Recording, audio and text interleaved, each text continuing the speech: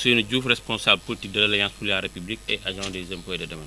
di tàmbalee di def point de presse bi nga xam ne dama ñëw pour leeral benn situation ba nga xam ne xewoon na fi fan yi ci ginnaaw situation ba nga xam ne ëlëm na xelu askanu waa Thiès yëpp du waa Thiès rek mais àdduna bi amul fu nit wootewul ndax dañoo yëkkati woon tuuma bu doy waar bu ba nga xam ne kenn mënu ko comprendre teg ko ci sama kaw mbagg yi la nga xam ne Ousseynou Diouf fii ci biir Thiès ba mu juddoo ba tey ni mu toll nii kenn mësu ko waxal wax ju nu mel mu di lan mu di dama falsifié benn këyitu kër fële ca Ngent bu coïncider ak la parcelle 566 ñu jàpp ma ci loolu téye ma fee ci brigade du Descos bu Saly loolu la ñu wax àdduna bi yëpp jël ko relayer ko dans la presse ak réseaux sociaux yi def ko defin bu ñaaw bu doy waar ba nga xam ne damaa dem ba ne mais ñii lan lañ jublu woon ci jëf ju ñaaw ji xëy na peut-être dañ maa bëggoon yàqal wala li may politique mooy tax wala dañ maa bañ wala qu'est-ce qui se passe ndax ma jàpp ne bu fekkee terrain bu ay ñaari nit di xëccoo yow nga ñëw indi sa kayit di laaj keneen ki ne kan lañ ko jox ki ñu ko war a jox mu war a ñëw toog teew indi kayitam ñu xool kayit bu baax ñu ne kayit bii moo baax demal jël yow sa kayit baaxul bàyyil loolu lan moo ci laaj lan la jar jël nit ki téye ko garde à vue mu mel ni un faussaire te mbir mi bu ma koy leeral damay wax ne man kenn convoqué wu ma wax dëgg fa yàlla je dis la vérité te commandant Ndiaye bu Descos war na moo ngi may dégg kenn convoqué wu ma sama maçon moo dem ci terrain bi gis ne am na ñu ko doon commencé di ko gas bi ñu ko commencé di ko gas mu woo ma ne ma sa terrain bi ñoo ngi koy gas mu ne ko moom mu ñëw fa boo fa ñëwee fekk fa benn xale mu ne ko ku leen ko jox mu ne ma administration mu ne ko ban administration mu ne ma loolu laa la mun a wax mu ne ko an sa kayit mu ne ma mënuma la koo wan mu ne ko waaw loolu may lan mu ne ko sëñ bi bu laalati suma suuf bu laalati terrain bi mu ne ma terrain bi dañ koy tabax bi ma xamee ne dañ ko dañoo nar a tabax ma jiitu leen ci booba fekk ne juróomi fan ma leen di woo ñu ne du ñu ñëw dem naa ba ne ko léegi ñoon joxante rendez-vous police man garaawul man comme man citoyen laa comme yow ñëwal ñu dem ànd police wala gendarmerie wala foo bëgg ñu wane fa kayit yi rek man loolu rek laa bëgg bu fekkee sax dañ ko désaffecté amul problème jëlal mais mu lànk ah ma ne sama maçon tabaxal maçon bi tabax waa Descos ñëw arrêté ko mooy le mardi. fii nii j'ai même photographie la date du 16/3/2021 Descos ñëw fa ne maçon bi arrêté mu arrêté mais malgré ça ñu yéen ko yóbbu mais koo ñëw ne arrêté mu arrêté xam nga kooku respecté na loi kooku dañ koo liggéeyloo rek kooku jarul yóbbu en fait même huissier bi ko constaté muy madame Aïcha Dieng ñoom moo ngi fii toog jox naa ko samay këyit mu dem foofu photo et tout constaté la fa nekk mais biñ ko yóbbee Saly mu woo ma ne ma kat man kat gars yi yóbbu nañ ma booy liggéeyloo nit nag wax dëgg fa yàlla ba mu am problème da nga yow kayit gi nga yor nga wóolu ko mais da ngay dem taxawu ko kenn woo ma de kenn convoqué wu ma ne leer adduna bi yëpp dañ leen wax ne dañ maa jàpp dama doon njuuj njaaj ñu jàpp ma kenn woowu ma je n'ai reçu aucune convocation man maa taal sama oto jógee Dakar dem Saly man maa leen fi jiitu sax pour vous dire bi ñu ñëwee ñu dugal maçon bi di ko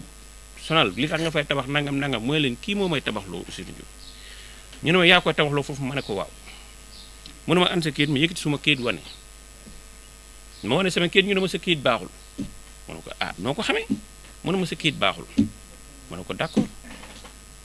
mu ne ko léegi ana keneen ki may xëccal parcelle bi mu ne ma kooku mënuma la koo wan ma ne ko ah bon ñu ne ma waaw mu ne ko ndax léegi et puis sax li gën a grave ñu ne ma parcelle bi désaffecté nañ ko mooy désaffectation yi ngeen doon dégg mu ne ko ah bon mu ne ko mais loolu yow yaa ma ko xamal kenn bindu ma kayit kenn waxuma ne parcelle bi dañ ko désaffecté même xale ba ma fa fekkoon def na ma rek administration ma ne ko ban administration mu ne ma du ma la wax dara mais bi ma Descos waxee na ma désaffectation la mu ne ko waaw mais amul problème même bu dee désaffectation tamit man Ousseynou Diouf sénégalais laa comme ñëpp bu fekkee désaffectation bi jaar na yoon mu leer mën na kon kat parcelle bi jox nañ ko keneen mais wala leen ma benn kayit rek ma bàyyi amul problème benn suuf la yàgg naa maye ay terrain man mii mais kuy maye ay terrain du xëccoo benn parcelle ñu ne ma mënuñu laa wan kayit gi gars yi ndax dégg ngeen wax ji ma wax ñu ne ma gis nañ gis nañ sa kayit baaxul mënuñu laa wan ki ñu ko jox mënuñu laa wan këyit miir ba nga fa def da nga koy toj wala ñu tëj la gars yi dégg ngeen wax ci sa terrain perte nga ko sa këyit baaxul miir ba nga fa def da nga koy toj wala ñu tëj la loolu lañ ma wax mu ne ko mais sa waay loolu moom doy na waaraan ci mim réew Sénégal noonu la Sénégal di doxee ñu ne ma ah sëñ bi loolu la da ngay d'accord ne da ngay dem toj sa miir ñu bàyyi la nga dem maçon bi moom bi ñu ko nappee na ko arrêté mu ne arrêté ñu ne ko demal ñu ne ma yow demal nga toj sa miir ñu bàyyi la ma ne leen man du ma toj suma miir te gisuma décision de justice damaa xam suma yoon nekk ci dëkk bi mu ne ko et puis lii suma domaine la kenn du ma ko jàngal mu ne ma kon di nga fi fanaan mu ne ko ok mu def kaf ma def dëgg mu téye ma fa bi ma xamee ne day caaxaanul ma woo suma avocat mu jóge Dakar ñëw ànd ak suma frère l'article 55 du code de procédure pénale def na bu fekkee tey jii nii yow da ngay dem ci yoon sa avocat dafay war a ànd ak yow d'abord ngeen wét ci benn ruq yéen ñaar rek nga expliquer ni mbir mi demee mu conseiller la après ngeen doog a dem toog ak enquêteur bi ngeen def audition bi mais su ma ala li gën a garaaw sama avocat bi mu ñëwee na ko monsieur le commandant may ma gisanteeg sama client parce que article 55 noonu lay demee avocat yëpp noonu la ñuy doxalee mu ne ko duma la ko may da ngeen di toog fii wax sama kanam ma dégg sinon yéen ngeen dem loolu du am sama avocat dafa tiit ba dafa taxaw di ko xulli mu ne ko mais man loolu ma plaidé naa fu ne international fu ne mais loolu musul am mu ne ko fii looloo fi am mu ne ko ah bon pendant 10 minutes ñoom ñaar ñuy werante mu ne ko sa waay nañ def affaire bi amul problème ñu def affaire bi mu dem ñibbi bi mu demee ñibbi mais man rek a fa nekk ak gendarme yi boobu man xam naa ñii fañ jëm te ñeme naa li may def bu ma doon ragal du ma fa toog ba heure boobu ndax bu ma doon ragal dañ daan ma tojal ma ne leen ok tojal comme ni ñuy def gaa yëpp ni ñuy nappee gaa yëpp toj leen ñu toj ñun jël terrain bi jox keneen may leen cette fois-ci ça ne va pas marcher avec moi ñu wax ma ko mën na leen xoolal fanaan feek man déjà booy bi fa nekkoon sax doon tabax dama ne ko sëñ bi terrain bi kaso wala bàmmeel boo ci bëgg ñun ñaar ñu ànd ci dem ndax dama wóoru document yi ma yore noonu ah mais ci guddi gi noonu après ma dem tëddi mu tëj bureau mais 8 heures suba teel ndekete fay nañ ay journaliste gars yi ngeen baal ma nag mais am na journaliste yu doy waar ci biir dëkk bi non journaliste yu et puis loolu il faut ñu waxtaani ko waat ñu tas ko yéen ñëpp gis ngeen ni ñu ko médiatiser waaye au niveau international amul ko wootewul Ousseynou Diouf téye nañ ko deskas bu soli dafa falsifier ay këyit faux usage de faux mais journal yeeg après ñëpp di woote ñëpp jommi ñi am ñaa xam ne dañ ne woon ku leen tegal seen loxo ci kaamilu alxuraan ñu ne loolu amul ndax xam Ousseynou Diouf bi nga xam ne bi mu nekkee impôt domaine ba bi mu fi jógee en 2014 plus de 100 milliards de recettes je dis bien 100 milliards de recettes depuis Mamadou Ba jaar ci Ndiagaloo yegg si ci Pascal Dione xaalis bi impôt domaine doon dajale man lañ koy jox man maay def comptabilité bi verser ko au niveau du trésor kenn musuma épinglé pour détournement booy yi xam nañ ci li may wax dara dañ ma doon jox sax 200 millions ma fanaan ak moom suma kër xëy dem verser ko Antoine Villiers moo bi dëkk HLM de Dakar moo doon caissier bi mun na ma seedeel loolu Ousseynou Diouf bi nga xam ne département de Thiès moo géré woon l'affaire le bureau des affaires domaniales pendant au moins 15 ans bàyyi fi ay terrain grand standing yi nga xam ne 30 millions lay jar bàyyi fi ay terrain 10e carrière yi nga xam ne au moins 10 millions 15 millions lay jar dina dem di falsifier ngent benn terrain ba nga xam ne ca jamono yooyu 1 million 500 2 millions lay jar ndax loolu yenu na maanaa ñu koy wax ne Ousseynou Diouf dafa falsifier kay tey ma fa waaw loolu lañ mënoon wax ndax seen i pexe moo sottiwul woon ndax dañoo bëggoon ma baa ma ne du ma baa ñu ne nañ leen ko sosal ñu sosal ma sos bu ñaaw sos bu doy waar gaay mais xam nga jamono ju ne jamono boo gis ci àdduna dafa am ay mbir ya nga xam ne sunu borom day yónni missionnaire ba nga xam ne moo koy leeral ma jàppoon na xëy na peut-être sunu borom dafa maa yónni ndax korog bu may jógee Dakar pour ñëw yaakaaru moon yooyu yëpp dina fa am dama doon waroon ñëw pour waree sama kayit rek ça fait kii xëccoo passé ñu woon ma kayitam ma dem mu dem et puis loolu jarul tey ay nit Sénégal barki Demba Ndiaye Cheikh Yérim Seck boo seetaanee télé moo ngi koy wax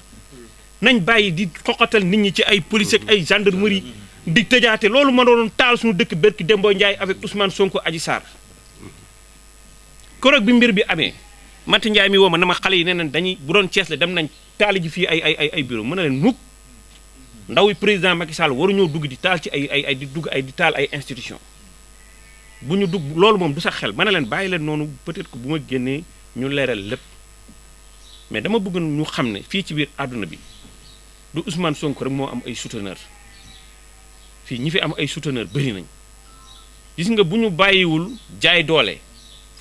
foqat yi nangu di sonal doomu aadama yi ci lu dul dëgg billaahi wallaahi taalaahi dëkk bi day tàkki léegi ndax jamono ji ñu toll personne n'est plus intouchable bu fekkee da nga yaakaar ak nombal tànk bu la yàlla jox bu la munti yàlla munti jox bu fekkee da nga yaakaar ne tey jii ni yow lu la neex def yaay buur yaay bumi non attention jamono ji dafa changé moo tax lépp lu ñuy def rek nañ leen ko teg ci dëgg nañ leen ko teg ci leer nañ leen ko teg ci respecté doomu aadama ndax yàlla moo respecté d'abord en premier lieu doomu aadama moo tax man Ousseynou Diouf ci lu dul dëgg duma ci dem moo tax ku ma nar a teg injustice daf may jaral nga tëj ma kaso wala nga rey ma mais duma ko nangu biñ ma fa téye ñaari fan ñiy wër foo boobu ñi nga xam ne créé nañ ko ba pare nag wax ko àdduna bi yëpp te mënuñu koo gis ñu def seen cinéma ne nañ leen ko bàyyi mu ñibbi ndax kat booba am na ay kilifa yu mag te li may wax lu ma leer la yu commencé dugg ci mbir mi na mbir mi kat moo ngi commencé jéggi dayoo wax leen ñu lan moo fa xew ñu profité def seen benn cinéma na ma garaawal mun ngaa dem ma ne ma naa dem foofu la wax ji tàbbi géej bi fi ma leen wax nii vous pensez que c'est raisonnable tey nit ki 48 heures wanuloo ko ki muy xëccool parcelle bi wanoo ko këyitam di ko tuumaal ko ne dafa falsifier ay këyit te tu n'es même pas capable de wax falsification bi fan la et puis li gën a doy waar receveur bi signé woon këyit gi ñëw taxaw ni lii sama signature la maa ko signé sa waay ñu continuer di wax naan lii ça c'est du faux dossier baa ngi nii je le montre au grand public ñëpp xam ndax comme donc dañoo wër àdduna Ousseynou Diouf dafa falsifier ay këyit wax day leer góor gi ñuy wax Momar Diop dëkk HLM de Dakar juddu en 1931 taawu ma ngi nii Ousmane Diop ñëwal nga am la woy juram amoon ay suuf fële ca Ngent lotissement jamonoy 96 ñu waroon ko jox ñaata 16 parcelles n'est-ce pas bi ñu ko waree jox 16 parcelles góor gi xeeb këyit lañ ko waroon jox mu gedd ko bi mu toogee bi jëmmi jamono ay doom na ko demal nga jël loolu après ñu xeex li ci des mu bind receveur des domaines en 2011 photocopie carte d'identité góor gaa ngi nii bi mu ko bindee commission domaniale def enquête ne effectivement góor gee moom terrain yi ñu jox ay terrain bi ñu ko defalee ba pare xolam sedd mu yónni doom na ko ne leen may naa leen ñaari terrain Ousseynou ak patron sëñ Ousmane dëgg la wala déet bi ñu góor gi joxe ñaari terrain ma jël sama bos def ko sama turu soxna man kayit gii laa yor nëbbu ma ko wan naa ko ñëpp kayit gii la ñuy wax du faux billaahi wallaahi taalaahi ba àddunay tukki mënuñoo génne na kayit gi du faux dañ maa sosal man loolu rek laa bëggoon mu leer léegi nag la cat ginnaaw ak désaffecté nañ ko man loolu amuluma solo vraiment kuy may ay terrain doo xëcc ci terrain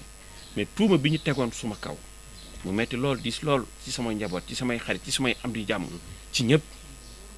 moom laa bëggoon mu leer loolu kese la moo taxoon ma ne woon bu ma génnee bon loolu non loolu après man mii sama bopp dinaa porter plainte à ces journalistes yi nga xam ne dañoo jug rek dem yàq ay der et puis li gën a garaaw gars yi gis nga moo tax àdduna xool leen lii man dama ko xool après xool leen lii gars yi partagé leen jël photo président Macky Sall rien que pour jël seen tuuma gën koo def ba mu gën a ñaaw jël photo président Macky Sall bu jaaxle ndax dëkk bi dafa tàng ñu ne président Macky Sall fi jamono ji toll ak ni mu jàqee ay nitam ca Thiès amuñu lu ñuy def lu dul di falsifier ay kayit ba ñu teg leen loxo yaakaaroon naa ne bu ñuy créer ay tuuma ak ay sos dinañ ci génn président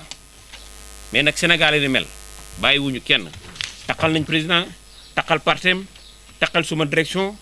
taqal samay dëkkandoo taqal samay mbokk taqal ñëpp ci lu dul dëgg man wax dëgg fa yàlla yow ku ma xam ma ci mandute bu ma ko xamoon sax du ma ko wax amul solo xam nga àdduna amul solo bul bañ ku la tuumaal ku la wax lu dul dëgg liñ naan bul bañ ku la sédd ci gaalu xaj waaye bu ñu la fekk nga cay lekk bu ma leen xamoon sax jéggal naa leen barki alxuraanul karim yonent bi li tax ñu waxu ñu tuddee ko woon que gën gi mbindeef c'est parce que dafay gënoon xol amul lu ñu ko tegul bu demee bay yàlla suñu borom ñi koy mbugal di ko sonal yàlla nar leen a xalak danaan ko ay yow yàlla suñu borom baal leen dañoo xamul bu ñu xamoon duñ ko def mais def nañu lu ma metti nag wax dëgg fa yàlla bu mën a mettiwu ma non metti na ma trop loolu lañ ma wax mais ki ñu ko réaffecté mënu ma ko gis te mënuñu maa woon kayit ay peine mais oto yi fa doon jaar ak sareet yi ñoo daaneeloon mur bi ma brigade pour defaraat ko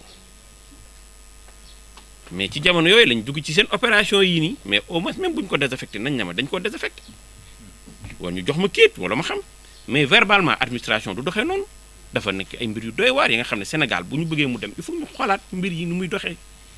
te ñu bàyyi jaay doole ay sonal nit ay tëj fii ay nit ñi ñoo ragalatul kaso xam nga li tax parce que dañoo dem ba xam ne fii dëkk bi injustice daf fi bëri gendarmerie bu njëkk bu ñu la waxee kaay dem gendarmerie say tànk day damu ndax la xam nga li tax boo defee loo warta def dem gendarmerie dañ lay téye mais bu fekkee léegi dañ ne la kaay gendarmerie nga mel ni dem gendarmerie ak dem marché moom ngay yemale mais c'est parce que suñuy institution seen crédibilité ba ñu amoon wàññeeku na yàqu na ndax yéen yi ñu fay gis te loolu nag liy tax mu sëbe mooy vraiment ñu xoolaat nit jan nañ fay teg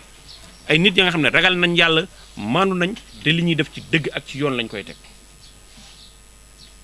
vraiment daal kàddu gu du mën a sori. Récemment, par ces temps qui courent, vraiment une certaine information a été véhiculée par une certaine presse mal intentionnée à mon endroit. Et cette certaine presse a vraiment véhiculé comme quoi j'avais falsifié des documents administratifs concernant une parcelle située à Nguinth, la parcelle 566. Alors que cela n'était pas du tout vrai. Cette parcelle m'a été affectée en 2011 par le receveur de domaine suite à une enquête domaniale sur des parcelles de terrain qui appartenaient au vieux Momad Diop. Ce vieux nous avait offert 2 parcelles et c'est cette parcelle en question qui a fait l'objet, comment dit, a fait l'objet d'une désaffectation. Lorsque j'ai été au niveau de la DSCOS de Saly, j'ai présenté mes documents, on m'a fait comprendre que mes documents étaient faux et que mon maçon devrait arrêter les travaux et libérer les lieux. J'ai demandé à ce que l'on me mette en confrontation avec la personne réaffectataire de la parcelle ainsi que l'acte de désaffectation. On a refusé catégoriquement de me les présenter. Tout simplement, les ordres que j'ai reçus, c'est de dégager de la parcelle et de considérer que cette parcelle, je l'ai perdue. Chose que j'ai refusée catégoriquement et qui m'a valu ma garde à vue de 24 heures dans les locaux de la DSCOS. Et durant ces moments, j'ai traversé vraiment des moments très difficiles dans ces locaux. Puisque même mon avocat, Maître Konaté, qui était venu pour me défendre, a été confronté au refus catégorique du commandant d'user de ses droits de procéder à un entretien dans la confidentialité selon l'article 55 du Code de procédure pénale, ce qui constitue une violation manifeste et flagrante du métier d'avocat. Mais je pense que lui-même personnellement va saisir le bâtonnier d'avocat pour ce manquement grave qui a été constaté. C'est ainsi que j'ai été diffamé de tous bords par rapport à l'existence de cette parcelle. Aujourd'hui, j'ai décidé de porter plainte au niveau de l'inspection générale d'État pour que la lumière jaillisse par rapport à tout ce qui a été avancé. On m'a diffamé, on a raconté du n'importe quoi sur moi. Ousseynou Diouf a falsifié des papiers concernant une parcelle. Ce Ousseynou Diouf dont on accuse d'avoir falsifié des papiers a au moins montré ses papiers et a déposé ses papiers au niveau de l'inspection générale d'État pour qu'on les audite. Et à cette parcelle, à cette personne dont on dit qu'elle est réaffectataire de la parcelle, je la demande de se présenter avec son acte de désaffectation pour que la lumière puisse jaillir et que tout le monde puisse savoir que Ousseynou Diouf n'a jamais fait du faux et usage du faux et ne le fera jamais jusqu'à l'extinction du soleil. Je vous remercie.